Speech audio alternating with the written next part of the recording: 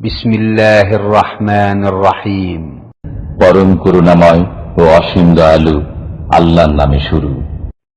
ومن أحسن قولا ممن دعا إلى الله وعمل صالحا وقال إنني من المسلمين। দিন চলে যাব আমরা সবাই, থাকবো না আমরা কেহ, শুধু মাটির নিচে পড়ে রবে দেহ, শুধু মাটির নিচে পড়ে রবে দেহ। একদিন চলে যাব আমরা সবাই, থাকবো না আমরা কেহ, শুধু মাটির নিচে পড়ে রবে দেহ, শুধু মাটির নিচে পড়ে রবে দেহ। আসসালামু আলাইকুম ওয়া রাহমাতুল্লাহি ওয়া বারাকাতুহু। ইন্নাল হামদালিল্লাহ নাহমাদুহু ওয়া নাস্তাঈনুহু ওয়া নাস্তাগফিরুহু ওয়া নাউযু বিল্লাহি মিন শুরুরি আনফুসিনা ওয়া মিন সাইয়্যাতি আমালিনা। মান ইয়াহদিহিল্লাহু ফালা মুদিল্লা লাহু ওয়া মান ইউদ্লিলহু ফালা হাদিয়া লাহু। ওয়া আশহাদু আল লা ইলাহা ইল্লাল্লাহু ওয়াহদাহু লা শারীকা লাহু ওয়া আশহাদু আন্না মুহাম্মাদান আবদুহু ওয়া রাসূলুহু সাল্লাল্লাহু তাআলা আলাইহি ওয়া আলা আলিহি ওয়া সাহবিহি ওয়া সাল্লামা তাসলিমান কাসীরা। يا أيها الذين آمنوا اتقوا الله حق تقاته ولا تموتن إلا وأنتم مسلمون. يا أيها الناس اتقوا ربكم الذي خلقكم من نفس واحدة وخلق منها زوجها وبث منهما رجالا كثيرا ونساء واتقوا الله الذي تساءلون به والأرحام إن الله كان عليكم رقيبا. يا أيها الذين آمنوا اتقوا الله وقولوا قولا سديدا يصلح لكم أعمالكم ويغفر لكم ذنوبكم ومن يطع الله ورسوله فقد فاز فوزا عظيما. أما بعد فأعوذ بالله من الشيطان الرجيم. بسم الله الرحمن الرحيم. وقال ربكم ادعوني أستجب لكم إن الذين يستكبرون عن عبادتي سيدخلون جهنم داخرين. সম্মানিত ব্রাদারান ইসলাম, আল্লাহ পাক রব্বুল আলমিনের যাবতীয় প্রশংসা যে আল্লাহ পাক রব্বুল আলমিন আমাদের সৃষ্টিকর্তা, আমাদের মালিক, আমাদের রব, আমাদের রিজিকদাতা, যে আল্লাহ পাক রব্বুল আলামিন আমাদের ডাকে সাড়া দিয়ে থাকেন, বান্দার দোয়া শুনে থাকেন। যে কোনো ভাষায়, যে কোনো অবস্থায়, যে কোনো জায়গা থেকে আল্লাহ পাককে ডাকলে, আল্লাহ পাকের কাছে দোয়া করলে আল্লাহ পাক বান্দার দোয়া শুনে থাকেন। এবং দোয়া কবুল হওয়ায় যদি কোনো রকমের বাধা তার মধ্যে না থাকে তো সেই আল্লাহ পাক সেই ডাকে সাড়াও দেন, সেই দোয়া কবুল করে থাকেন। দুনিয়া সম্পর্কে দোয়া হোক, আর দিনের দোয়া হোক, আখিরাতের দোয়া হোক, সব ক্ষেত্রে আল্লাহ পাক দোয়ার নির্দেশ দান করেছেন। এবং আল্লাহ পাক দিন দুনিয়ার সার্বিক ক্ষেত্রে কোনো বৈধ জায়েজ দোয়া করলে আল্লাহ পাক তা কবুল করে থাকেন। সালাত এবং সালাম নাজিল হোক নবী মুহাম্মদ রাসূলুল্লাহ সাল্লাল্লাহু আলাইহি সাল্লামের ওপর, যিনিও এই দুয়ার ইবাদত করেছেন, যিনিও আল্লাহ পাককে খুব বেশি বেশি ডেকেছেন, সুখে দুঃখে শোকে সব সময় রাসূলুল্লাহ সাল্লাল্লাহু আলাইহি ওয়াসাল্লাম আল্লাহ পাক রব্বুল আলামিনের কাছে দোয়া করেছেন এবং আল্লাহ পাক নবীর দোয়া শুনেছেন। তার নিজের ক্ষেত্রে, তার দিনের ক্ষেত্রে, তার পরিবারের ক্ষেত্রে, উম্মতের ক্ষেত্রে, দিন ইসলামের ক্ষেত্রে, বিজয়ের ক্ষেত্রে, জেহাদের ময়দানে রাসূলুল্লাহ সাল্লাল্লাহু আলাইহি সাল্লাম দোয়া করেছেন এবং আল্লাহ পাক রব্বুল আলামিন তার দোয়ায় ডাকে সাড়া দিয়েছেন, কবুল করেছেন। এবং আল্লাহ পাক রব্বুল আলামিন রাসূলুল্লাহ সাল্লাল্লাহু আলাইহি সাল্লাম সাহাবায়ে কেরামদেরকে কামিয়াব করেছেন, বিজয় দান করেছেন। দোয়া হচ্ছে ইবাদত। আজকের বিষয়বস্তু হচ্ছে দোয়া সম্পর্কে। এই দোয়ার সম্পর্ক রোজার সাথে, রমজানের সাথে বড় মজবুত সম্পর্ক। এই জন্য দোয়ার বিষয়টি রমজানে আলোচনা না করলে অসম্পূর্ণ থেকে যায়। রমজানের মধ্যে যদি বিশেষ আপনার দোয়া না থাকে আপনার জীবনে, আল্লাহ পাককে ডাকতে না পারেন খালেস অন্তর থেকে, তাহলে আপনার ইবাদত বন্দেগীতে ঘাটতি থেকে যায়, অসম্পূর্ণতা থেকে যায়।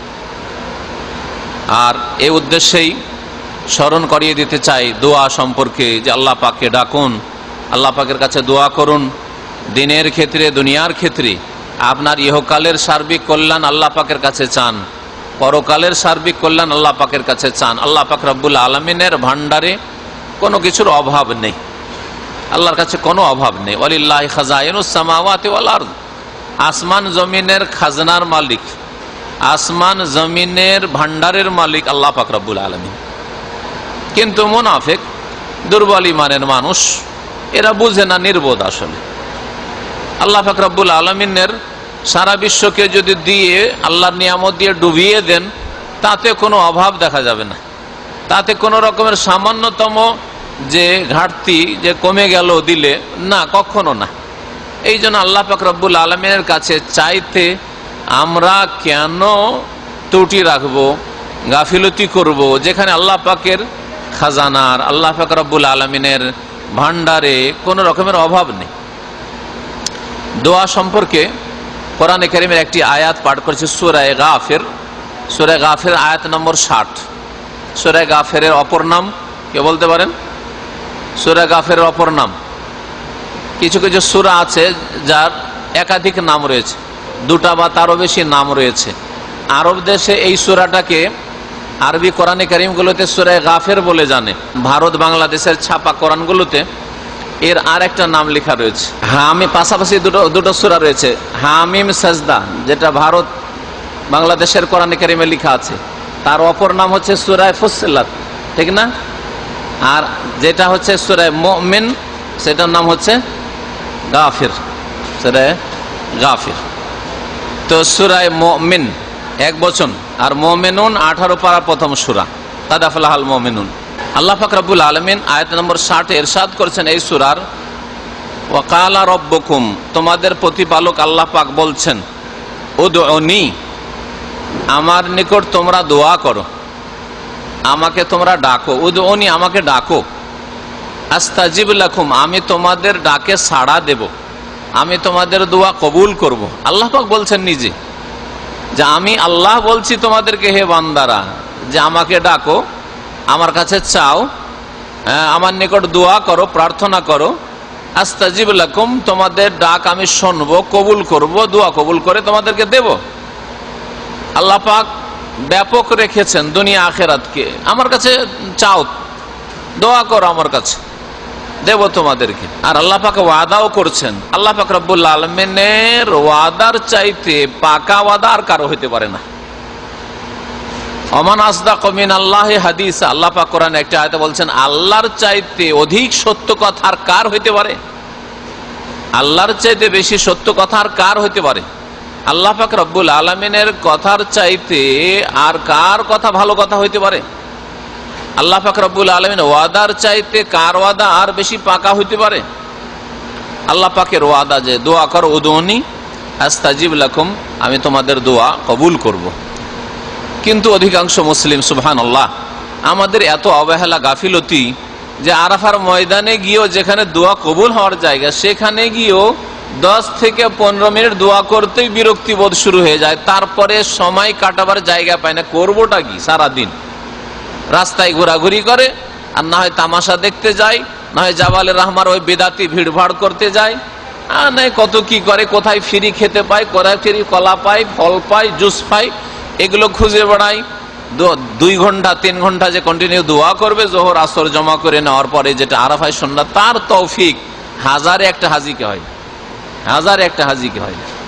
দীর্ঘদিন হজে গিয়ে, হজের ময়দানে গিয়ে এই তিক্ত অভিজ্ঞতা যে মানুষ কত রকম যে নিয়ত নিয়ে আসছে আর দুনিয়ায় ডুবে আছে, সেখানেও টেলিফোন কান থেকে নামাইতে পারে না, মোবাইল ছাড়তে পারে না। আরাফার দিনেও যদি কানে মোবাইল ধরে থাকে, দুনিয়ার সাথে সম্পর্ক রাখে, তো আল্লাহর সাথে আর সম্পর্ক কখন হবে? আল্লাহ পাক দিতে চাইছেন আর আমাদের চাওয়ার তৌফিক হয় না। কত দুর্বল ইমানের মানুষ আমরা। তো আল্লাহ পাক রব্বুল আলামিন বলছেন যে দোয়া করো, আমি দোয়া তোমাদের কবুল করব। ইন্নাল্লাযীনা ইস্তাকবিরুনা আন ইবাদাতি, শুনে রাখো, যারা আমার ইবাদতে অহংকার প্রদর্শন করবে, আমার ইবাদত করতে গিয়ে নিজেকে বড় মনে করবে, আমার প্রয়োজন নাই। এখানে ইবাদত মানে দোয়া, ইবাদতের তাফসীর হচ্ছে দোয়া। তাফসীরকার একজন লিখেছেন যে যেহেতু প্রসঙ্গ দোয়া, আর দোয়াই হচ্ছে ইবাদতের আসল মূল বিষয়, যেমন সহিহ মুসলিমে হাদিস রয়েছে, নবী করিম সাল্লাল্লাহু আলাইহি সাল্লামের বলছেন যে আদ-দুআ হুয়াল ইবাদাহ, দোয়াই হচ্ছে আসল ইবাদত, দোয়াই হচ্ছে আসল ইবাদত।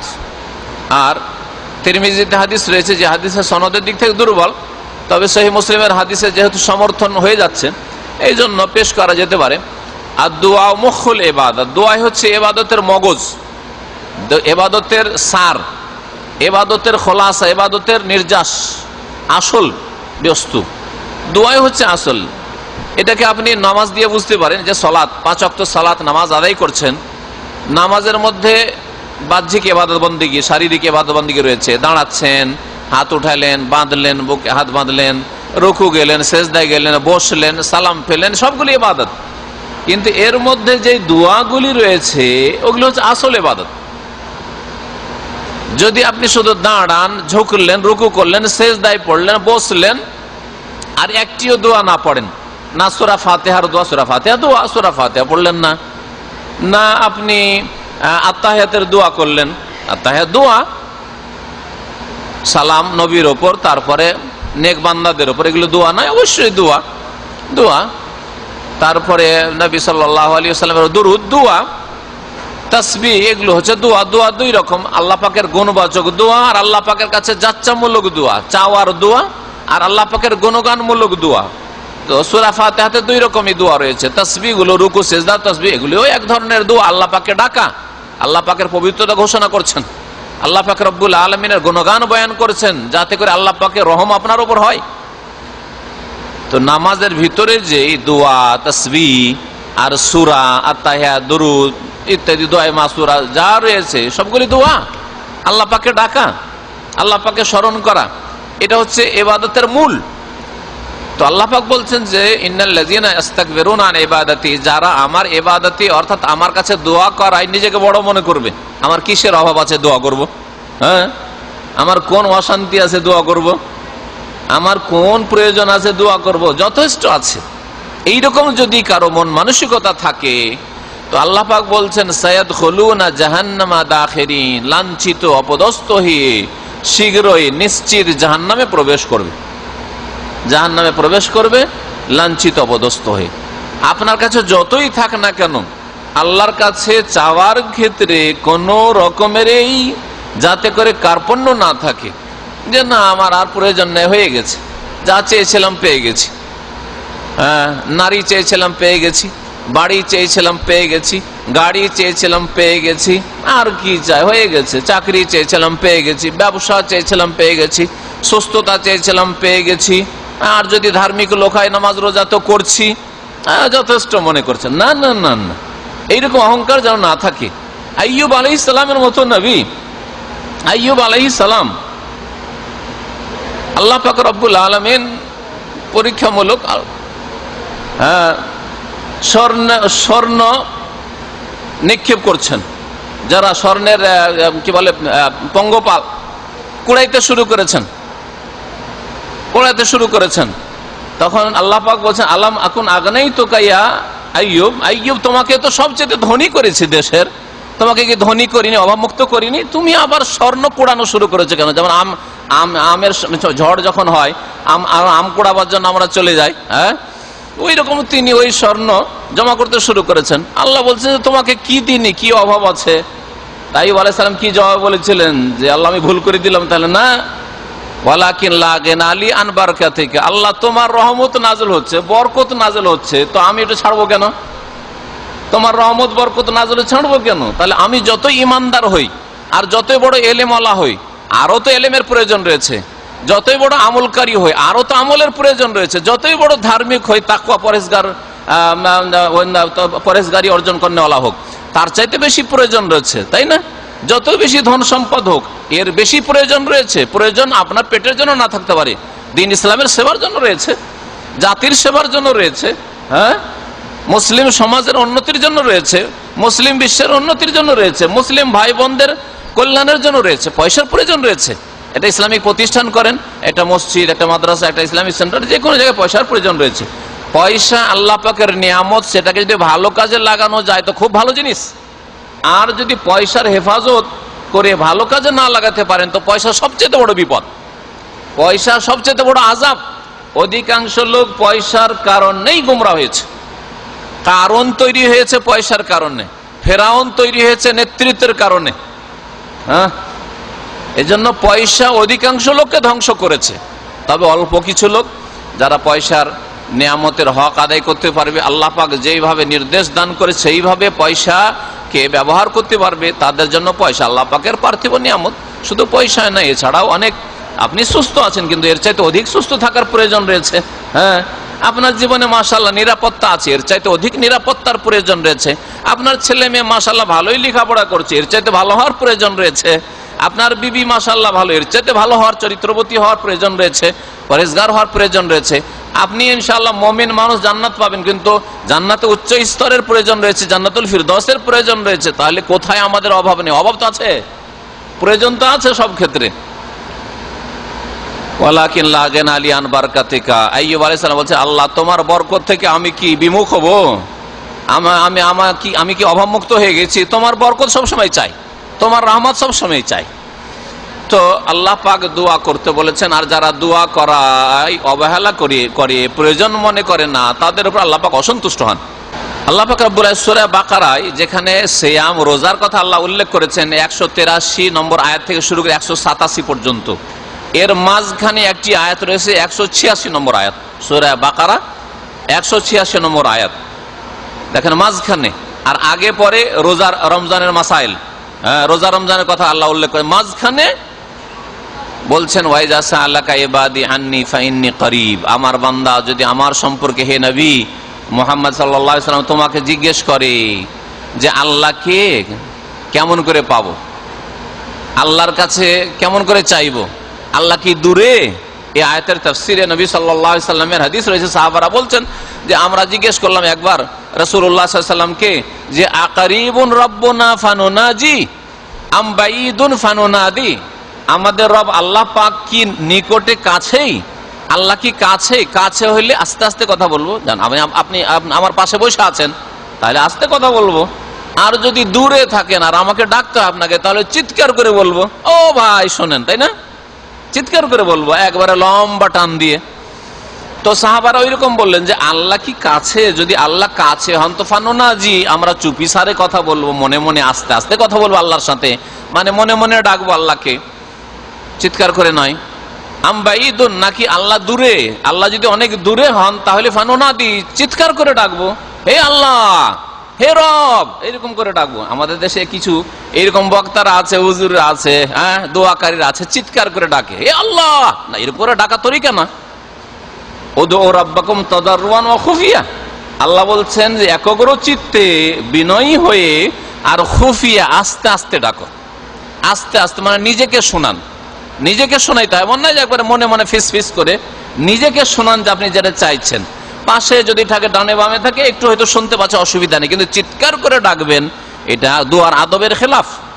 দোয়া সম্পর্কে অনেক দিক আলোচনা রয়েছে, যদি আল্লাহ পাক সময় দান করে তো ধারাবাহিক কয়েকটা আলোচনা দোয়া সম্পর্কে করা যেতে পারে, কারণ একদিনে দোয়া সম্পর্কে আলোচনা করে এই বিষয়গুলি সবগুলি কমপ্লিট করা সম্ভব নয়। আল্লাহ পাক বলছেন জবাবে, যখন সাহাবীরা বললেন যে আল্লাহ কোথায়, আল্লাহকে কি দূরে পাবো না কাছে পাবো, আল্লাহ জবাবে আয়াত নাজিল করলেন, হে নবী ওয়াইজা সাআলাকা ইবাদি আন্নী, আমার বান্দারা যদি তোমাকে জিজ্ঞেস করে আমার সম্পর্কে, আন্নী আমার সম্পর্কে, কি জিজ্ঞেস করে যে আল্লাহ কাছে না দূরে, আল্লাহকে জোরে ডাকবো না আস্তে ডাকবো, তো বলে দাও ফাইন্নী করিবুন, আল্লাহ পাক নিকটে, আল্লাহ পাক নিকটে, আল্লাহর নিকটেও আছেন আর আরশে আজিমেও আছেন, আল্লাহর নিকটে আছেন আর 7 আসমানের ঊর্ধ্বেও আছেন।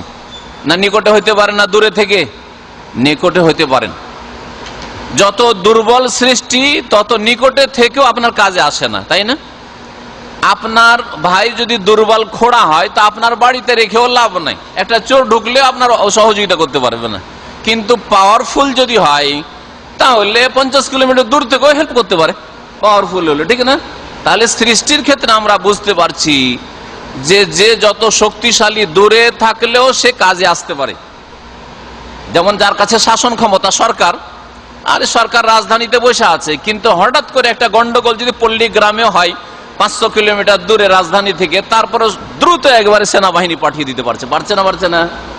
তাহলে দুনিয়ার সৃষ্টিতেই যদি 500 কিলোমিটার দূর থেকে 10 মিনিটের মধ্যে একেবারে দ্রুত হাজার হাজার সেনাবাহিনী গিয়ে পৌঁছে গেল সমস্যার সমাধানের জন্য, তাই না?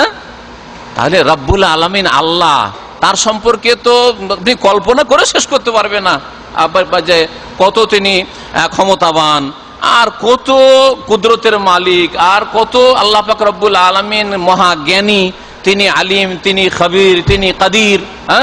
চিন্তা করুন তাহলে। তো আল্লাহ পাক রব্বুল আলামিন নিকটে মানে এই নয় যে সর্বত্র বিরাজমান, এটা বিদাতি কথা, এটা গুমরাহি কথা, এটা হচ্ছে ভণ্ডদের কথা। আর কোরআনের কথা যে আল্লাহর নিকটেও আছেন আর আরশে আজিমেও আছে। একটি আয়াত না, 7-এর বেশি আয়াতে আল্লাহ পাক বলেছেন সুম্মাস্তাওয়া আলাল আরশ, আল্লাহ পাক আরশে সমুন্নত। আল্লাহ কোথায়?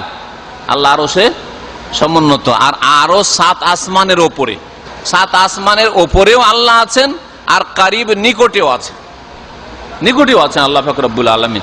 ধরন আমরা জানি না কেমন করে। আল্লাহ 7 আসমানের ওপরে থেকেও আপনার স্ত্রীর চাইতেও যে আপনার পাশেই থাকে, বরং আল্লাহ বলছেন যে ওয়ানাহানু আকরাবু ইলাইহি মিন হাবলিল ওয়ারিদ, আপনার যে মূল একটা শিরা আছে, যেই শিরাটা কেটে দিলে মানুষ বাঁচে না, একেবারে আপনার গলায় লেগে আছে, এর চাইতো কাছে, এর চাইতো কাছে আল্লাহ পাক রব্বুল আলামিন। তো আল্লাহ কাছেও আছেন, আবার আল্লাহ পাক রব্বুল আলামিন আরশে আজিমও আছেন। এটা হচ্ছে কোরআনে কারীমের কথা। একটি নিয়ে নিলেন আর একটা ছেড়ে দিলেন, এটা গুমরাহি। আর অস্বীকার করে দিলেন যে আল্লাহ আরশ, এটা মানি না। আল্লাহ কোথায় এই প্রশ্নই মানি না, আর জবাবও মানি না। আল্লাহ সর্বত্র বিরাজমান, আর সবকিছুতে বিরাজমান। সবকিছুতে বিরাজমান যারা বলবে এরা কুফরি করবে। এই আকীদা হিন্দুদের, যার ফলে ওরা গাছের পূজা করে, বলছে এর মধ্যেই তো ভগবান আছে। দেবদেবীর পূজা করে, এতেই তো ঈশ্বর আছে, ভগবান আছে। গঙ্গা যমুনার পূজা করে, বলছে এতেই তো ঈশ্বর আছে। সবকিছুতে সর্বত্র বিরাজমান, সবকিছুতে বিরাজমান। এই জন্য তারা বানরের পূজা করে, হনুমানের পূজা করে, ওরা ওই এঁদুরেরও পূজা করে, সাপেরও পূজা করে। আমাদের এলাকায় আমি যখন ছোটবেলায় ছিলাম, এক হিন্দুর বাড়িতে সাপ ঢুকেছে, বিছানায় সাপ দেখেছে। তারপরে বলছে আরে ঘরে দেবতা এসছে, দেবতা এসছে, মারিস না মারিস না, দেবতা এসছে আমাদের ঘরে। আরে তার 1 ঘন্টা পরে সাপে দংশন করে নিয়েছে বাড়ির মালিককে। সাপকে তাড়াইলো না, মারলো না, কিছুই করলো না। 1 ঘন্টা পরে দংশন করেছে, লোকটি মারা গেল। সকালে শুনতে পেলাম, আমরা তখন 12-14 বছরের ছেলে।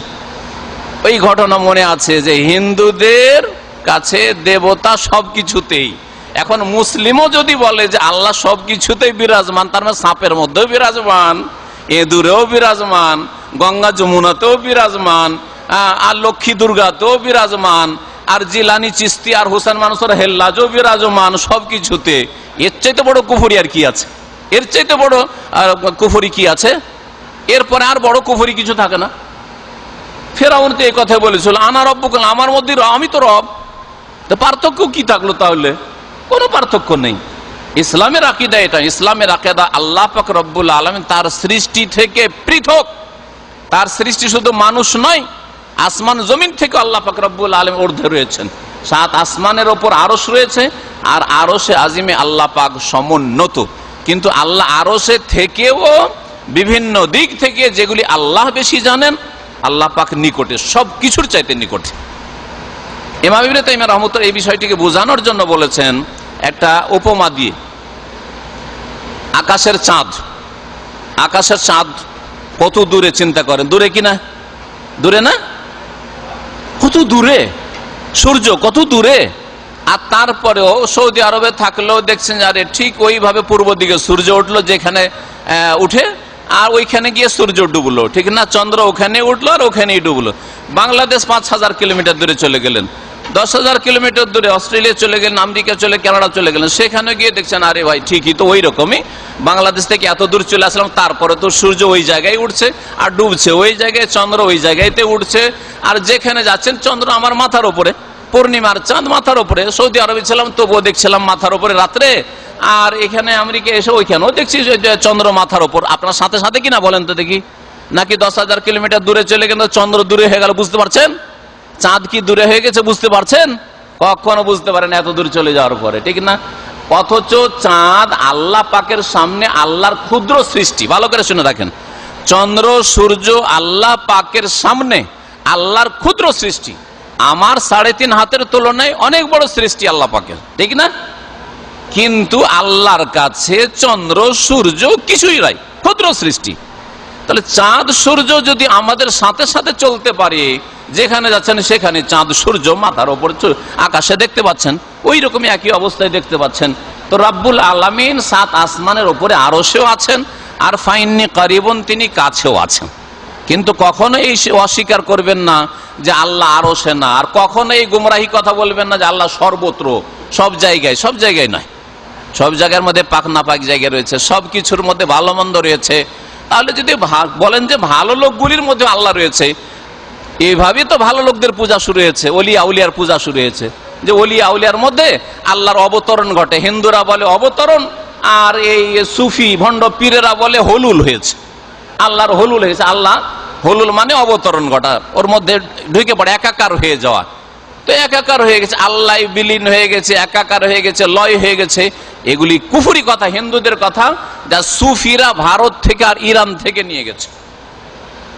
ভারতের হিন্দুদের কাছ থেকে আর ইরানি অগ্নি পূজকদের কাছ থেকে পীরতন্ত্রের লোকেরা নিয়ে গেছে, বুঝতে পারছেন? এগুলো ইসলাম নয়। আল্লাহ পাক রব্বুল আলামিন তার ক্ষমতার দিক থেকে, দুই একটা দিক শুনে নেন বুঝার জন্য। ক্ষমতার দিক থেকে অত্যন্ত নিকটে, আল্লাহ পাক তার জ্ঞানের দিক থেকে অত্যন্ত নিকটে, সবকিছু নিকটবর্তী। জ্ঞান জানার দিক থেকে আপনি পাশে থেকে জানতে পারেন না, কিন্তু আল্লাহ পাক 7 আসমানের ওপর আরশ আজিম থেকে সব জানছেন, আমার আপনার অবস্থা, অন্তরের কথাও জানছেন আল্লাহ পাক রব্বুল আলামিন। জানার দিক থেকে, ক্ষমতার দিক থেকে, পরিবেষ্টনের দিক থেকে আল্লাহর ক্ষমতার বাইরে কোথাও পালিয়ে যেতে পারবেন না। আরে সৌদি আরব থেকে পালিয়ে যেতে পারেন অপরাধ করে, তাই না? যে কোনো দেশ থেকে অপরাধ ক্রাইম করে পালিয়ে যেতে পারেন, কিন্তু আল্লাহ পাকের কুদরত থেকে কোথায় পালাবেন? ইন ইসতাতাতুম আন তানফুযু মিন আকতারিস সামাওয়াতি ওয়াল আরদি ফানফুযু, পালাও, কোথায় পালাবে? লা তানফুযুনা ইল্লা বিসুলতান, এই ক্ষমতা আছে, যে ক্ষমতার দ্বারা আল্লাহ পাকের পৃথিবী ছেদ করে কোথাও চলে যাবে? আছে কোথাও? কারো কাছে ক্ষমতা আছে? তো আল্লাহ পাক রব্বুল আলামিন এই সমস্ত দিক থেকে, আর এই রকম বহু দিক হতে পারে যা আমরা জানি না, আল্লাহ নিকটেও, আর আল্লাহ আরশে আজিমেও। আল্লাহ আরশে আজিমে রয়েছেন, আর সৃষ্টির ঊর্ধ্বে রয়েছেন, সৃষ্টির মধ্যে একাকার হয়ে নয়। আর এটাই আমাদের স্বভাব বলে, এটা আমাদের নেচার বলে, প্রকৃতি বলে। যখন আমরা দোয়া করি, যে কোনো মুসলিম, একটা সাধারণ মুসলিমও যদি দোয়া করে, মূর্খ অশিক্ষিত মুসলিমও দোয়া করে, আল্লাহ, ওপর দিকে মনটা যাচ্ছে, তাই না? এমনকি চোখও অনেক সময় ওপর দিকে চলে যায়, আল্লাহ। কেন? একটা মহিলা মূর্খ, কিচ্ছু একটা লেখা পড়া জানে না, ক জানে না, আলিফ জানে, কিছুই জানে না, তারপরে আল্লাহ, ওপর দিকে কেন নজর যাচ্ছে?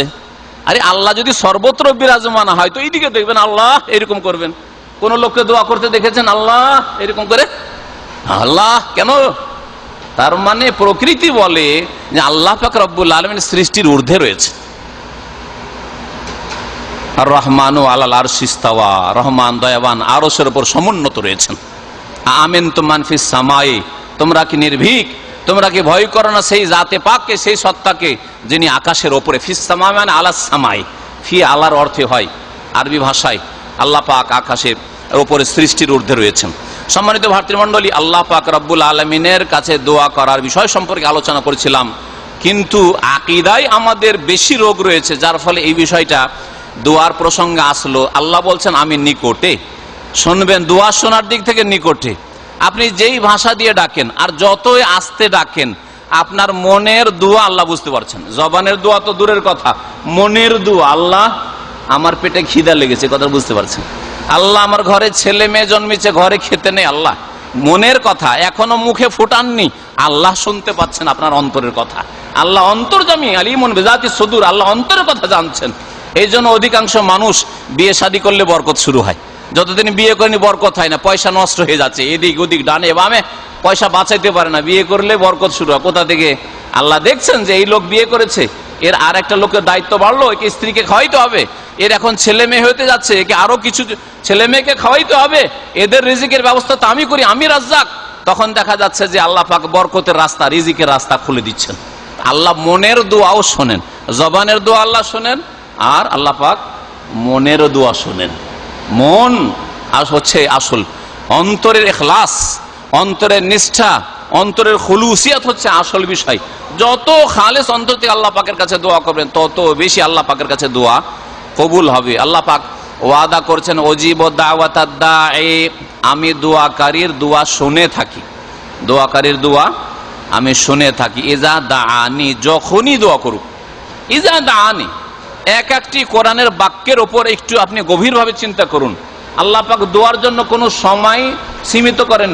আরে অফিসিয়াল টাইম আছে আমাদের, এই এতক্ষণের মধ্যে কল করবেন, এতক্ষণের মধ্যে আপনি আসবেন দেখা করতে, না হলে আমাকে পাবেন না, সবার আছে এরকম, তাই না? কিন্তু আল্লাহ পাকের কাছে অফিসিয়াল টাইম নেই। সুবহানাল্লাহ, সুবহানাল্লাহ, কত বড় আরহামুর রাহিমিন। আপনি বাপের সাথেও যদি কথা বলতে চান, মায়ের সাথেও কথা বলতে চান, তারপরেও টাইম বুঝেই কথা বলতে হবে। ঘুমের সময় যদি বাপকে জাগিয়ে দেন, মাকে জাগিয়ে দেন, মেজাজ খারাপ হবে, হবে না? হবে, অবশ্যই খারাপ হবে। কিন্তু আল্লাহ পাক রব্বুল আলামিনের কাছে এরকম নেই যে আপনি রাত 3টার সময় দোয়া করে ফেললেন, আপনি রাত 12টার সময় দোয়া করে ফেললেন, আপনি দুপুরবেলা বিশ্রামের সময় দোয়া করে ফেললেন, এত গরমের সময় দোয়া করে ফেললেন, আরে ভোরে ভোরে সকালবেলায় দোয়া করে ফেলেছেন। আপনার যদি ফজরের পর ঘুম দেন আর ফজর পর টেলিফোন চলে আসে, কেমন লাগে? কেমন লাগে আপনাকে? কত সংকীর্ণ আপনার মন মেজাজ। কিন্তু রব্বুল আলামিন ওয়াসিউল মাগফিরাহ, সুবহানাল্লাহ, রাহমাতি ওয়াসিআত কুল্লা শাই, আল্লাহর রহমত সবকিছুকে পরিব্যাপ্ত, শামিল। আল্লাহ পাকের রহমত প্রশস্ত, আল্লাহ পাকের মাগফিরাত হচ্ছে প্রশস্ত। সুবহানাল্লাহ, আল্লাহ পাকের কাছে কোনো অফিসিয়াল টাইম নেই। ইজা দাআনি, যখন আমার কাছে দোয়া করবে, যখন দোয়া করবে। রাস্তায় চলতে চলতে অনেক মানুষ মনে করে দোয়া করার জন্য মসজিদে বসতে হবে না, বিশেষ জায়গায় বসতে হবে, একবার নির্জনে বসতে হবে না। রাস্তায় চলতে চলতে, আমি অফিস থেকে বেরিয়েছি, বাসায় যাচ্ছি, বাসা থেকে বেরিয়েছি, অফিসে যাচ্ছি, অফিসে ঢুকতে যাচ্ছি, কিন্তু জানি যে ওখানে আমার অনেক শত্রু রয়েছে। আউযু বিকালিমাতিল্লাহি তাম্মাতি মিন শাররি মা খালাক, আল্লাহর কাছে দোয়া করে নিলাম। আপনি আপনার কোম্পানিতে যাচ্ছেন, ফ্যাক্টরিতে যাচ্ছেন, আপনি কোনো বসের কাছে যাচ্ছেন, জালেমের কাছে যাচ্ছেন, আর ভয় লাগছে, আশঙ্কা লাগছে, আল্লাহুম্মা ইন্না নাজআলুকা ফি নুহুরিহিম ওয়া নাউযু বিকা মিন শুরুরিহিম, দোয়া করে নিলেন। এগুলো দোয়া নয়, এই তো দোয়া। আসলে আপনার মনের কথা আল্লাহ পাক রব্বুল আলামিন শুনছেন, জবানের কথা চলতে চলতে আপনার দোয়া হয়ে গেল। আপনি দরজা খুলছেন, ঢুকবেন, সাথে সাথে দোয়া আপনার হয়ে গেল। এই হচ্ছে দোয়া। দোয়া যে কোনো সময় আল্লাহ পাক বলেছে ইজা দাআনি। কোরআনে কারীম সম্পর্কে গভীরভাবে আল্লাহ চিন্তা করতে বলেছেন। কোরআনে কারীমে শুধু তেলাওয়াত করে দিলেন আর খুব বড় কাজ করে দিয়ে ইসলামের বড় খেদমত করে দিয়েছেন, যে কোরআনের হাফেজ বানিয়ে দিয়েছেন, আর নিজে মাশাআল্লাহ কোরআন তেলাওয়াত করেন আর কোরআন রমজানে খতম করেন। অনেক বড় মনে হচ্ছে যে একেবারে দিনের খাদেম হয়ে গেছেন আর নেক আমল করছেন। না, কোরআনে কারীমের তরজমা বুঝতে হবে, তাফসীর বুঝতে হবে, গভীরভাবে চিন্তা করতে হবে। আফালা ইয়াতাদাব্বারুনাল কোরআন, তারা কি কোরআন নিয়ে গভীরভাবে গবেষণা করে না? শুধু আপনি সায়েন্স গবেষণা বুঝেন না, না, গবেষণা গভীরভাবে চিন্তা করা যে কোরআনে কারীম থেকে আমি কি উপলব্ধি করতে পারলাম, আর আমার জীবনে এর প্রতিফলন কি ঘটলো, আমি কতটা কোরআনী জীবন গড়তে পেরেছি, এই কোরআনের বাস্তবায়ন আমার জীবনে কতটা দেখা যাচ্ছে, আমি কতটা কোরআনী মুসলিম, কোরআনের কোন কোন আয়াতের উপর আমল এখনো করতে পারিনি। সাহাবায়ে কেরাম সুযোগ খুঁজতেন যে আল্লাহ বলেছেন মিসকিনকে খাবার দেওয়ার কথা, তো কখন সুযোগ পাবো? আল্লাহ বলেছেন বন্দীকে, অনেকে মিসকিন খাওয়িয়েছেন, হয়তো অনেকে এতিমকে খাওয়িয়েছেন বা এতিম পাননি, খুঁজেন। আল্লাহ বলছেন এতিমের কথা, তাহলে এতিমকে খাওয়া খুঁজেন, যে এতিমকে কিভাবে আমি খাওয়াইতে পারি। আল্লাহ বন্দির কথা, আসির, আল্লাহ বন্দির কথা বলেছেন, কাইদিকে, আমি আসামিকে কেমন করে খাওয়াইতে পারবো। কখনো তো চিন্তা করলেন না, কখনো তো চিন্তা করলেন না যে কোরআনের এক একটি আয়াত, এক একটি বাক্যের ওপর আমি আমল করার সুযোগ পেলাম না আমার লাইফে। রাসূলুল্লাহ সাল্লাল্লাহু আলাইহি ওয়াসাল্লামের উত্তম চরিত্র ছিল আল কোরআনুল কারীম, কোরআনে কারীমের বাস্তবায়ন করা। আর আপনি রাসূলের উম্মত, আর আপনার মধ্যে যদি ওই রকম জজবা না থাকে, ওই রকম অনুপ্রেরণা না থাকে যে আমি কোরআনের আয়াতের উপর আমল কি করে করব, দোয়াকে আপনি সীমিত রেখেছেন মসজিদের সাথে। আর এর চাইতে বড় বালা মুসিবত হচ্ছে যদি কবর মাজারে গিয়ে মনে করেন যে ওলিয়া উলিয়ার কবরের কাছে গিয়ে আল্লাহকে ডাকলে ওখানে হটলাইন পাবো, তাহলে বিদাতি হারাম দোয়া করলেন আপনি। আর এর চাইতে মারাত্মক হচ্ছে শিরকি দোয়া, যদি মনে করেন যে আল্লাহ পাক সব দায়িত্ব বন্টন করে এই গৌস, কুতুব, জিলানি, চিশতি, শাহজালাল এদেরকে দিয়ে দিয়েছেন, শুধু এই বাবাদের কাছে চাইলেই পেয়ে যাব, তাহলে আল্লাহ পাকের হক ডাকাতি করে এই আল্লাহ পাকের গোলামদেরকে, বান্দাদেরকে দিয়ে দিলেন। কত বড় ডাকাতি করলেন আপনি। মানুষের বাড়ি ডাকাতি করলে এত বড় যখন অপরাধ হয়, তো আল্লাহ পাকের হকে যদি কেউ ডাকাতি করে তাহলে কত বড় অপরাধ সে করলো, চিন্তা করুন। তাহলে শিরকি দোয়া করবেন না, আল্লাহ ছাড়া অন্যকে ডাকবেন না।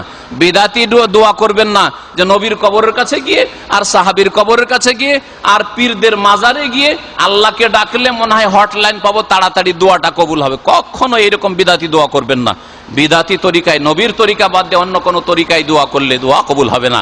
আপনার জীবনে যদি শিরক থাকে, তাহলে শিরকি জীবনযাপন নিয়ে যদি আপনি দোয়া করেন, তাহলে আপনার দোয়া কবুল হবে না। এই জন্য প্রিয় নবী মুহাম্মদ রাসূলুল্লাহ সাল্লাল্লাহু আলাইহি ওয়াসাল্লাম বলেছেন, যারা তাবিজ লটকায় আল্লাহ তাদের সাহায্য করেন না, মানে তাদের দোয়া শোনেন না।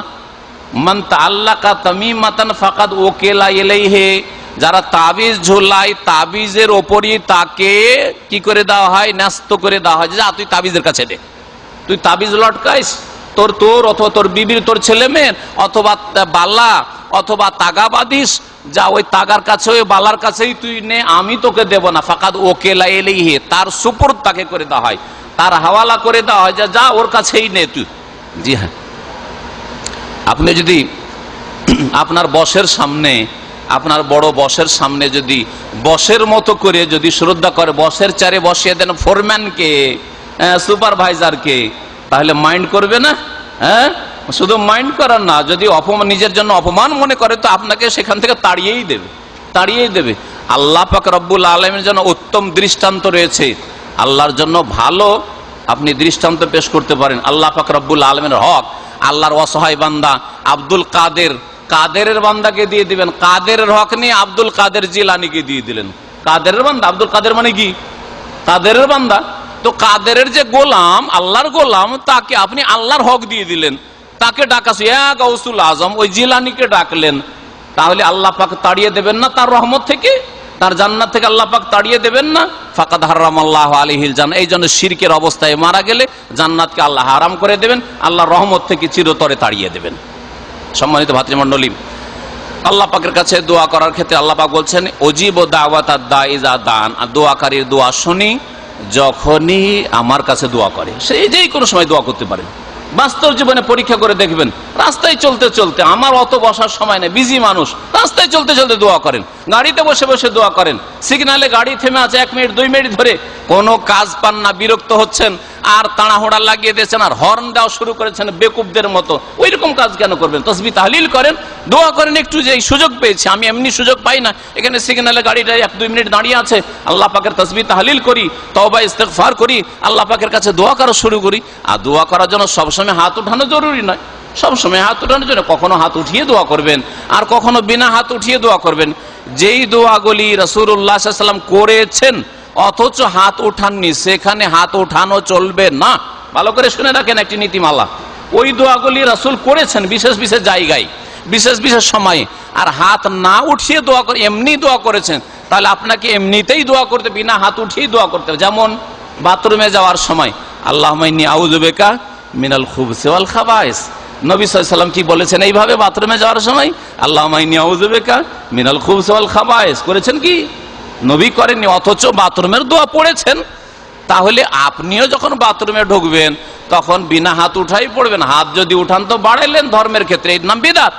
আল্লাহুম্মা ইন্নী আউযু বিকা মিনাল খুবুসি ওয়াল খাবায়েস, হাত উঠাবেন না আপনি। ওই রকমই স্ত্রী সহবাসের সময় যে দোয়া রয়েছে, আল্লাহুম্মা জান্নিবনি শাইতান ওয়া জান্নিবনা শাইতানা মা রাযাকতানা, যে দোয়া রয়েছে, এই দোয়া পড়তে গিয়ে আপনি যদি হাত উঠান, নবীর সুন্নাত হাত উঠানো নয়, এইভাবে গাড়িতে চড়ার দোয়া রয়েছে, সুবহানাল্লাযী সাখখারা লানা হাযা মা কুন্না লাহু মুকরিনিন ওয়া ইন্না ইলা রাব্বিনা লামুনকালিবুন, ইত্যাদি ইত্যাদি বহু দোয়া রয়েছে। এইরকম বাড়িতে ঢোকার দোয়া রয়েছে, বাড়ি থেকে বের হওয়ার দোয়া রয়েছে।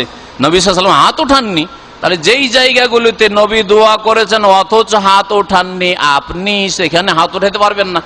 আত্তাহিয়াতের দোয়া পড়ছেন, দরুদ শরীফ নবীর জন্য দোয়া করেছেন, দরুদ মানে নবীর জন্য দোয়া করা, আল্লাহুম্মা সাল্লি আলা মুহাম্মদ, আল্লাহুম্মা বারিক আলা মুহাম্মদ, আল্লাহ রহমত নাযিল করো, আল্লাহ বরকত নাযিল করো মুহাম্মাদের উপর, দোয়া নয়? অবশ্যই দোয়া। কেউ যদি বলে আল্লাহুম্মা সাল্লি আলা মুহাম্মদ ওয়া আলা আলি মুহাম্মদ নামাজের ভিতরে, তাহলে বিদআত হবে, কারণ নবী এরকম করেননি। দোয়ায়ে মাসুরা নামাজের মধ্যে আল্লাহুম্মা ইন্নী যালামতু নাফসি পড়ছেন, আল্লাহুম্মা ইন্নী আউযু বিকা মিন আযাবিল কবর, সালামের আগে খানে পড়ছেন, হাত উঠাবেন চলবে না। তাহলে বোঝা গেল, আমি এই উদাহরণগুলি এই জন্য দিলাম যে সব সময় দোয়ার ক্ষেত্রে হাত উঠানো আবশ্যক নয়। এটা হচ্ছে হাত উঠানো মুস্তাহাব, যেখানে আপনাকে স্বাধীন ছেড়ে দেওয়া হয়েছে। নবী সাল্লাল্লাহু আলাইহি ওয়াসাল্লাম ওখানে বিশেষ কোনো জায়গা ছিল না, এমনি আম দোয়া, সাধারণ দোয়া করছেন, আপনি হাত উঠিয়ে দোয়া করতে পারেন। কিন্তু আপনি দোয়া করবেন, বিনা হাত উঠিয়েও দোয়া করতে পারেন। আল্লাহর কাছে বৃষ্টি চাইছেন, হাত উঠিয়েও বৃষ্টি চাইতে পারেন, আল্লাহ মাসকানা আল্লাহ মাসকানা, আর হাত না উঠিয়েও করতে পারেন, আপনি কোনো অসুবিধা নেই। দোয়া যে কোনো জায়গায় হতে পারে। আল্লাহ বলছেন এজা দানি, যখনই দোয়া করে, ফালিয়াস্তাজিবুলি, সুতরাং দোয়া কবুল হওয়ার জন্য শর্ত যেগুলি রয়েছে সেদিকে আল্লাহ ইঙ্গিত করে বলছেন যেন তারা আমার ডাকে সাড়া দেয়। আল্লাহ পাকের ডাক হচ্ছে লা ইলাহা ইল্লাল্লাহ, লা ইলাহা ইল্লাল্লাহ শাহাদাত দেওয়া, তাওহীদ প্রতিষ্ঠা করুন। আল্লাহ পাকের ডাক হচ্ছে রিসালাতের দিকে, মুহাম্মদুর রাসূলুল্লাহর রিসালাতের শাহাদাত দান করো, আশহাদু আন্না মুহাম্মাদুর রাসূলুল্লাহ, আমার ডাকে যেন সাড়া দেয়। আল্লাহ পাকের ডাক হচ্ছে হাইয়া আলাস সালাহ হাইয়া আলাল ফালাহ, নামাজের জন্য এসো, আমার ডাকে যেন সাড়া দেয়। বেনামাজি আর মৌসুমি দোয়া করবেন, শুধু আধা নামাজি, 4 ওয়াক্ত 3 ওয়াক্ত নামাজ পড়েন, আল্লাহর ডাকে সাড়া দেন না, আর আল্লাহকে ইয়া রব বলে ডাকবেন, আল্লাহ কি দোয়া শুনবেন? তাহলে ফালিয়াস্তাজিবুলি এটাও বুঝেন, দোয়ার আয়াত বলছি, একটি দোয়ার আয়াতেই আছি। আল্লাহ বলছেন যে আমার ডাকে সাড়া দিও, আমার ডাকে যদি সাড়া দাও তাহলে আমি তোমাদের দোয়া কবুল করব। ওয়ালিউমিনু বি, আমার প্রতি বিশ্বাস রাখিও, ঈমান। দুটো শর্ত, আমার ডাকে সাড়া দাও মানে আমি যেদিকে ডেকেছি সেদিকে আসো, নেকির কাজে ডাকছি, অগ্রসর হও। ইয়া বাগিয়াল খাইরি আকবেল, হে কল্যাণ কামনাকারীরা, যারা কল্যাণ তালাশ করো, নেকি করতে চাও, আকবেল, তোমরা অগ্রসর হও, এগিয়ে আসো, এগিয়ে আসো, এগিয়ে আসো। ইয়া বাগিয়া শার, আর যারা পাপিষ্ট গুনাহগার, এখনো রমজান মাসে পাপ করছো, আকসির, ক্ষান্ত হও, থেমে যাও, থেমে যাও, আল্লাহ পাক বলছেন। আল্লাহ পাকের পক্ষ থেকে আসমান থেকে ডাক দেওয়া হয় প্রতি রাতে। সম্মানিত ভাতৃমণ্ডলী, বলছিলাম যে আল্লাহ পাক দোয়া কবুল হওয়ার জন্য তার ডাকে সাড়া দিতে বলেছেন, মানে দিন ইসলামের বিধিবিধান পালন করার চেষ্টা করবেন, ফরজ ওয়াজিব পালন করার চেষ্টা করবেন, হারাম কাবিরা থেকে বাঁচার চেষ্টা করবেন। আর আল্লাহর প্রতি বিশ্বাস থাকবে, মানে তাওহীদ প্রতিষ্ঠাকারী হবেন, আপনার আকীদায় যেন শিরিক না থাকে, বিদআত না থাকে, গুমরাহি না থাকে, রাসূলের তরিকা বাদ দিয়ে অন্য কোনো তরিকাই চলবেন না, আর আল্লাহ পাকের ইবাদত ছাড়া আর কারো ইবাদত করবেন না। জি হ্যাঁ, এই শর্তগুলি যদি থাকে লাআল্লাহুম ইয়ারশুদুন, তাহলে তারা হেদায়েত পেতে পারে, তারা দিক নির্দেশনা পেতে পারে, তাহলে তাদের দোয়ায় কাজ হবে। আল্লাহ পাক রব্বুল আলামিন দোয়া সম্পর্কে এই কথাগুলি বলেছেন। দোয়া আল্লাহর কাছে খুব প্রিয় আর সম্মানের জিনিস, আদরের জিনিস। সুবহানাল্লাহ, আল্লাহ পাকের কাছে চাইছেন, আর আল্লাহ পাকের কাছে চাওয়াটা আল্লাহর কাছে সবচেয়ে বেশি মূল্যবান জিনিস, বড় আদরের জিনিস। এর বিপরীত আমরা যারা আমাদের কাছে চাই না, ধারও চাই না আর হেল্পও চাই না, ওদেরকে ভালোবাসি। না ভাই, এই লোক আমার পিছনে দুনিয়ার গরজে ঘুরে না, যদি আমার সাথে চলাফেরা করে কখনো 1000 রিয়ালও ধার চাইল, 500 রিয়াল ধার চাইল, এইরকম লোক আমরা ভালোবাসি, ঠিক না? সবাই, কিন্তু আমরা সবাই। আর যদি ধার চাই, পেরেশান হয়ে যাবেন, আরে আমার সাথে সম্পর্ক হইতে হইতে ধার চাওয়া শুরু করলো রে, ব্যাপার স্যাপার কি যে আছে, তাই না? তারপরে যদি হেল্প চাওয়া শুরু করেন, আনো মুসিবত। হ্যাঁ, যে শেখ 10,000 টাকা দিয়ে একটু হেল্প করেন, একটু অভাবে আছি, তাহলে আমরা একটু সতর্ক সাবধান, চাইছে কেন রে? হ্যাঁ, তাহলে দুনিয়ার গরজে আমার সাথে সম্পর্ক, ঠিক না? আর আল্লাহ পাক এর বিপরীত, আল্লাহ খুশি হন চাইলে, আর না চাইলে আল্লাহ অসন্তুষ্ট হন। আল্লাহর কাছে সবচেয়ে প্রিয় বস্তু হচ্ছে, আর সম্মানের বস্তু, আদরের বস্তু হচ্ছে দোয়া। প্রিয় মুহাম্মদ রাসূলুল্লাহ সাল্লাল্লাহু আলাইহি ওয়াসাল্লাম, তিরমিজি, ইবনে মাজার হাদিস, আবু হুরায়রা রাদিয়াল্লাহু তাআলা আনহু বর্ণনা করেছেন, লাইসা শাইউন আকরামু আলাল্লাহি মিনাদ দুআ, আল্লাহর কাছে দোয়ার চাইতে প্রিয় বস্তু, আদরের বস্তু আর কিছু নেই। সুবহানাল্লাহ, চিন্তা করতে পেরেছেন? দোয়ার চাইতে প্রিয় বস্তু আর আদরের বস্তু আল্লাহর কাছে কিছু নেই। এত আল্লাহ পাক ভালোবাসেন, আমাকে ডাকুক, আমার কাছে চাক। আল্লাহ পাক রব্বুল আলামিন যেন তার কাছে চাওয়ার তৌফিক দান করেন। আল্লাহ পাক রব্বুল আলামিন তার জন্য সমস্ত ইবাদত বندگی নিখুঁত নির্ভেজাল করে খালিস করার তৌফিক দান করেন। নবী করিম সাল্লাল্লাহু আলাইহি ওয়াসাল্লাম আরেকটি হাদিস, এটাও তিরমিজিতে রয়েছে, আর হাদিসটি হাসান। সেই হাদিসে রয়েছে, আবু হুরায়রা বর্ণনা করেছেন, রাসূলুল্লাহ সাল্লাল্লাহু আলাইহি ওয়াসাল্লাম বলেছেন, মাল্লাম ইয়াসআলিল্লাহ ইয়াগদাব আলাইহি, কেউ যদি আল্লাহর কাছে না চায়, আল্লাহর কাছে চাইলো না, দোয়া করার তৌফিক হয় না। আর দোয়া করলে গাফিল অন্তর নিয়ে অনেকে দোয়া করে, কিন্তু হাত উঠে আছে আর অন্তর ঘুরে বেড়াচ্ছে, চারদিকে ঘুরে বেড়াচ্ছে। কারো অন্তর বাংলাদেশে, কারো অন্তর বিবির ওপর লেগে আছে, কারো অন্তর ছেলে মেয়ের দিকে লেগে আছে, কারো অন্তর পয়সায় লেগে আছে, কারো অন্তর ডিউটিতে লেগে আছে, ব্যবসা বাণিজ্যে লেগে আছে, দুনিয়ায় জড়িয়ে আছে, আর হাত শুধু উঠে আছে। একটু দোয়া করতে বললাম, দোয়া করেন ইফতারের সময় দোয়া করবো, হাত তো উঠিয়ে দিয়েছেন কিন্তু পেটের জ্বালাই পেরেছেন, ও পেট নিয়ে পেরেছেন, অথবা দুনিয়া টেনশন নিয়ে পেরেছেন, ওইদিকে আপনার মন মগজ, তাহলে এই দোয়াতে কাজ হবে না। খালেস অন্তর থেকে একাগ্র চিত্তে কাই মনে আল্লাহ পাককে ডাকতে হবে। নবী করিম সাল্লাল্লাহু আলাইহি ওয়াসাল্লাম বলেছেন, মান লাম ইয়াসআলিল্লাহ, যদি আল্লাহর কাছে কেউ যাচ্ছা না করে, না চায়, দোয়া না করে, ইয়াগদাব আলাইহি, পাক তার উপর নারাজ হয়ে যান, অসন্তুষ্ট হন। নবী করিম সাল্লাল্লাহু আলাইহি ওয়াসাল্লামের আরেকটি হাদিস শুনুন, সেই হাদিসে রয়েছে, হাদিস আবু দাউদে রয়েছে এবং হাদিসটি সহিহ। সালমান ফারসি রাদিয়াল্লাহু তাআলা আনহু বর্ণনা করছেন, ইন্না রাব্বাকুম হাইয়্যুন কারীম, তোমাদের রব আল্লাহ পাক বড়ই লজ্জাশীল, আল্লাহ পাক অত্যন্ত লজ্জাশীল। আর যে যত বেশি লজ্জা করে সে মানুষের মুখ আড়াইতে পারে না, হ্যাঁ, কথা আড়াইতে পারেন না, এই জন্য কিছু বললেই লজ্জায় পড়ে দিয়ে দেয়। লজ্জাশীল মানুষ আর ধার চেয়ে নিয়েছে, আরে জীবনে কাউকে না বলিনি আর আছে কি করে না বলবো, দিয়ে দিই কিছু, হ্যাঁ, কেউ একটু সওয়াল করেন, ভিক্ষা করে নিল, জীবনে কাউকে না শব্দটা বলা আমার জন্য বড়ই কষ্টকর, হ্যাঁ, আর মিথ্যা বলা তো হারাম, আমি তো অসম্ভব বলতে পারবো না, যাও দিয়ে দে। তো আল্লাহ পাক রব্বুল আলামিন সমস্ত সৃষ্টির চাইতে অধিক লজ্জাশীল, হাইয়্যুন কারীমুন, এবং অত্যন্ত সম্মানিত ব্যক্তি ধার করজ দিয়ে দিলে চাই না, কখনো চাইবে না। আর আজকালকার অধিকাংশ মানুষ ধার নেওয়ার পরে ওর নিজের সম্পদ হয়ে গেল, যদি চাই তার কাছে তাহলে দেবে, না হলেও ভুলেই যাবে, চাইলো না তার মানে না দিলেও চলবে, ওর নিজের সম্পদ হয়ে গেল। আর বরং আজকাল যদি কারোর সাথে সম্পর্ক খারাপ করার ইচ্ছা হয় তাহলে ধার দিয়ে দাও। আজকাল আমাদের আমানত এত নষ্ট হয়েছে আর খেয়ানত এত বেশি ঢুকে গেছে যে কারোর সাথে সম্পর্ক ভালো ছিল, সম্পর্ক যদি খারাপ করার খুব যদি ইচ্ছা থাকে তাহলে ওকে ধার দিয়ে দেন, আর ধার দিয়ে দেন আর টাইম বেঁধে দেন, ভাই তোমাকে 2 মাসের জন্য দিলাম, দেখেন কত মাস পরে দেয়, আর দেয় কিনা তাই আল্লাহ পাক ভালো যায়। সম্মানিত ভাতৃমণ্ডলী, নবী সাল্লাল্লাহু আলাইহি ওয়াসাল্লাম বলছেন যে আল্লাহ পাক অত্যন্ত লজ্জাশীল এবং সম্মানিত, ইয়াস্তাহি মিন আবদিহি, তার বান্দাদেরকে বলে খুব লজ্জা করেন, খুব লজ্জায় পড়ে যান। এজা রাফায়াদে, হাত উঠিয়ে দোয়া করলে, তাহলে হাত উঠিয়ে দোয়া করবেন, যে কোনো দোয়া, যেই দোয়াগুলিতে নবী সাল্লাল্লাহু আলাইহি ওয়াসাল্লাম হাত উঠিয়েছেন, অথবা সাধারণ দোয়া আপনি হাত উঠাবেন। আইয়ারুদ্দাহুমা সিফরান, খালি হাতে আল্লাহ পাক ফিরিয়ে দিতে চান না, খালি হাতে ফিরিয়ে দিতে বড় লজ্জাবোধ করেন আল্লাহ পাক রব্বুল আলামিন।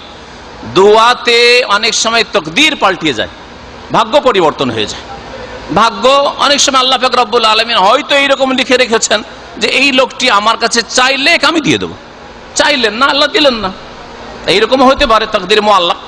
অথবা আভ্যন্তরীণ দিক থেকে ভাগ্য পরিবর্তন হয়ে যায়, আপনার হয়তো কোনো কিছু নিশ্চিত হবেই, কিন্তু সেটা হলেও আল্লাহ পাক রব্বুল আলামিন অন্য দিক থেকে অনেক বেশি ভালো কল্যাণের দিকে রেখেছেন, যা দিয়ে ঘাটতি পূরণ হয়েও বেশি হয়ে গেল। হতে পারে আমাদের এক জায়গায় হয়তো একটু ক্ষয়ক্ষতি হয়ে গেল, এখান থেকে আপনার এক্সিট হয়ে গেল, কিন্তু দেখা গেল যে আলহামদুলিল্লাহ দেশে গিয়ে অনেক কিছু আল্লাহ পাক দিয়ে দিলেন, তাহলে ঘাটতি পূরণ হয়ে অনেক বেশি হয়ে গেল। তো এইরকম ভাবেও আল্লাহ পাক রব্বুল আলামিন তকদিরে পরিবর্তন করতে পারেন।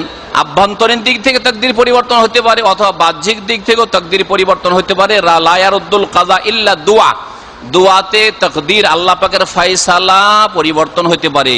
ওয়ালা ইয়াজিদু ফিল উমরি ইল্লাল বির, আর আয়ু বৃদ্ধি হতে পারে নেক কাজ করলে, আত্মীয়দের সাথে সুসম্পর্ক রাখলে, বাপ মায়ের সেবা করলে, বাপ মার সাথে সদ্ব্যবহার করলে, ভাই বোন আত্মীয় স্বজন খালা ফুফুদের সাথে সদ্ব্যবহার করলে, ইয়াতিম বিধবা দুর্বল নারীদের সাথে সদ্ব্যবহার করলে, ভালো ব্যবহার করলে, দুর্বলদের সাহায্য করলে মানুষের তকদির পাল্টে যায়, আয়ু বৃদ্ধি হয়ে যায়। আল্লাহ পাক রব্বুল আলামিন যেন আমাদেরকে তার কাছে দোয়া করার তৌফিক দান করেন, আমাদের দোয়া যেন আল্লাহ পাক কবুল করেন।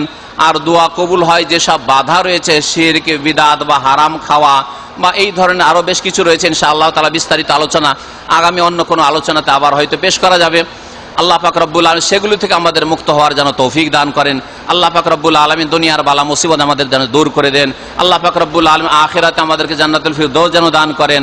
আল্লাহ পাক রব্বুল আলামিন যেইভাবে ইফতার ক্যাম্পে আমাদের দ্বীনি ভাইদেরকে ঈমান ইসলামের ভিত্তিতে ইফতারে বসার সুযোগ দান করেছেন রমজানুল মুবারকে, আল্লাহ পাক জান্নাতুল ফিরদৌসে বসার যেন সুযোগ দান করেন, নবীর শাফাআত যেন দান করেন, আল্লাহ পাক হাউজে কাউসারের পানি যেন দান করেন। আল্লাহ পাক রব্বুল আলামিন আমাদের আখিরাতের হিসাব যেন সহজ করে দেন। আল্লাহ পাক রব্বুল আলামিন আমাদের কুল পার হওয়াকে যেন সহজ করে দেন, জাহান্নাম থেকে আমাদের যেন রক্ষা করেন। রব্বানা আতিনা ফিদ দুনিয়া হাসানা ওয়া ফিল আখিরাতি হাসানা ওয়া কিনা আযাবান্নার। রব্বানা যালামনা আনফুসানা ওয়া ইল্লাম তাগফির লানা ওয়া তারহামনা লানাকুনান্না মিনাল খাসিরিন।